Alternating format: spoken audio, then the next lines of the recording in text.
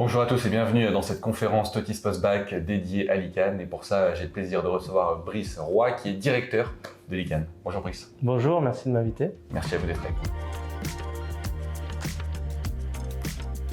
Alors pour commencer, Brice, est-ce que vous pourriez nous présenter de manière globale l'ICANN? Bien sûr, alors l'ICANN, c'est une école qui existe depuis un certain nombre d'années, à peu près 15 ans, et qui a une particularité. On forme des designers numériques dans plusieurs domaines, 3 principalement. Le game design, donc tout ce qui touche aux jeux vidéo, le monde de l'animation, 2D, 3D temps réel, et enfin le web design. D'accord. Alors justement, par rapport à ça, est-ce que vous pourriez nous présenter un peu les grandes formations que vous allez proposer au sein de l'ICANN? Voilà, donc en cohérence avec les domaines que j'ai évoqués, on propose des formations qui sont structurées sur 3 filières. Donc la première filière, la filière jeux vidéo, va proposer des formations qui permettent d'apprendre à concevoir des systèmes de règles, des univers visuels pour des jeux vidéo, et bien sûr d'apprendre à coder, à prototyper des jeux. Donc ça c'est le bachelor Game Design, une formation qu'on peut suivre à la sortie du bac et qui dure 3 ans. De la même manière, on a aussi un bachelor animation 2D 3D, là aussi sur 3 ans, et qui permet d'apprendre à modéliser, à réaliser des compositions des images en 2D, à animer tout ça pour faire par exemple des films, à maîtriser tout ce qui est effets spéciaux. Et puis enfin on a un bachelor web design qui lui est en alternance, c'est sa particularité par rapport aux 2 autres bachelors, et qui permet d'apprendre à faire des sites web mais aussi des apps et toutes les formes d'objets numériques associés qu'on peut imaginer sur le volet images, code et interaction. Très clair.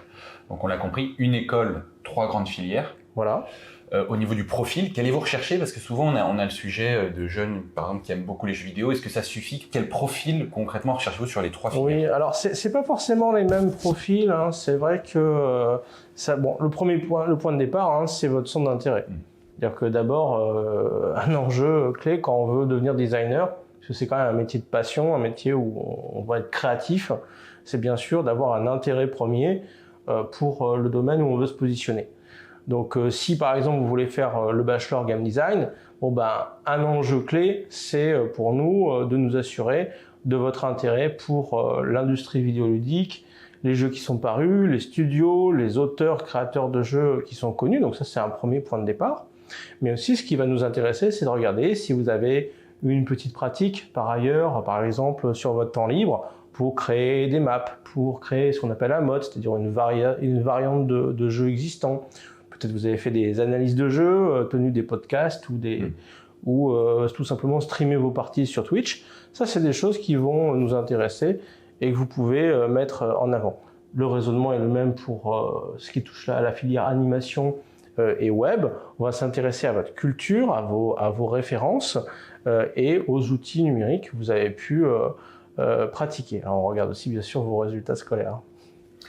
Alors justement, j'aimerais qu'on revienne un peu plus maintenant sur la pédagogie. Alors je présume qu'il va y avoir des différences entre les 3 filières, mais comment ça va se passer concrètement les premières années? Oui, alors le point commun en fait dans la pédagogie entre les 3 filières, c'est qu'on essaye de tenir un équilibre entre des enseignements très techniques, où on est souvent à la pointe en fait des technologies, des logiciels qui existent, que ce soit dans le monde du jeu, Unity 3D ou Unreal, des moteurs de jeu qui sont les moteurs utilisés par les professionnels dans l'industrie. Des outils pour faire tout ce qui est imagerie numérique. Donc en 2D, vous avez toute la suite Adobe avec Photoshop, Illustrator, InDesign, Figma, mais aussi maintenant Substance Painter et Designer. Pour la 3D, on a un marqueur, on va dire à l'ICANN, c'est qu'on met le focus principalement sur Blender, qui est un logiciel pour faire de la modélisation 3D, ce qui ne nous empêche pas de toucher d'autres outils comme par exemple ZBrush.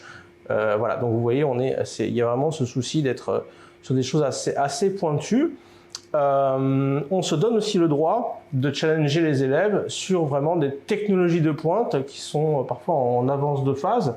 Par exemple, pour nos étudiants en 3e année bachelor et en master, on a à notre disposition un atelier de photogrammétrie pour pouvoir numériser avec un très très haut niveau de définition des objets tangibles et en faire des équivalents numériques. Donc ça, c'est le genre de choses qu'on va pouvoir aussi pratiquer au sein de l'ICANN. Merci encore une fois pour toutes ces réponses. Peut-être un mot maintenant sur vos campus et puis peut-être mentionner aussi du coup le campus parisien qui a... Bien sûr. Donc l'ICANN historiquement, hein, c'est une école qui s'est développée d'abord sur Paris, mais aujourd'hui on a 3 pôles. On a ICANN Paris qui se situe dans le 16e arrondissement sur un nouveau campus, le campus design digital du RANLAG. Donc voilà. Et on peut aussi s'inscrire à l'ICANN à Lille et à Lyon. Est-ce qu'on peut encore candidater? Alors bien sûr, hein, vous pouvez candidater. La rentrée, c'est fin septembre. Maintenant, voilà, plus le temps passe, moins on peut bien sûr vous garantir les places restantes. Mais pour l'instant, c'est pas encore, voilà, c'est encore possible. Un mot maintenant sur les débouchés à l'issue du bachelor et des masters potentiellement. Quels vont être les métiers auxquels on va avoir accès? Alors les métiers vont être très très différents selon les filières où vous allez vous positionner. Alors vous l'avez compris, hein, en fonction des filières, déjà on a une première forme de spécialisation. Tous nos étudiants apprennent à coder, à faire de l'image, de l'interactivité, mais déjà c'est pas forcément les mêmes logiciels. Maintenant, plus vous allez avancer dans votre formation, plus vous allez pouvoir affiner votre profil. Ça, c'est très important. Certains, à la sortie du bachelor ou du master, vont pouvoir, par exemple, devenir des game designers, des game artistes, des level designers, des game programmeurs. On peut même aller sur des choses encore plus précises, puisque avec cette force de mettre l'accent sur les outils, on va pouvoir aussi former des profils qui vont pouvoir occuper des postes de technical game designer, c'est-à-dire des métiers de jonction qui sont très demandés dans l'industrie. Alors peut-être ça vous parlera pas comme ça d'emblée, mais voilà, il y a cette capacité à former des profils pointus qui vont répondre à une demande. On va pouvoir former des narrative designers, des UX designers, des UI designers. Alors vous voyez, c'est des termes assez techniques, mais qui correspondent à toute la palette des métiers qui existent dans ces industries.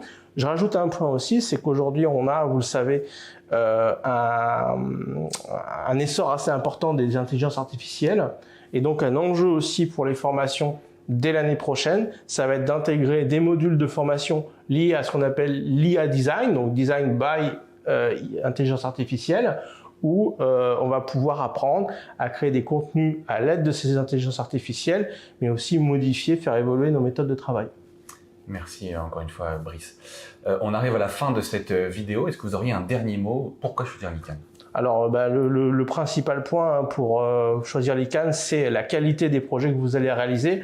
Je vous invite à aller sur Studio ICANN sur Google. C'est pas simplement le site de l'école, c'est un endroit où on va trouver une collection des meilleurs projets réalisés chaque année depuis le début de l'ICANN, et vous allez voir vraiment tout ce que les étudiants apprennent à faire au niveau des prototypes, au niveau des game design documents. Donc n'hésitez pas à consulter tout ça, c'est en libre téléchargement pour déjà même commencer à vous former. Merci Brice Roy, je rappelle que vous êtes directeur de l'ICANN. Merci d'avoir été avec nous. Un plaisir. Bon courage à toutes celles et ceux qui sont intéressés par cette école. Vous pouvez encore candidater, vous retrouvez davantage d'informations dans le lien en description, et puis on se retrouve très prochainement sur Totis Postbac. Salut!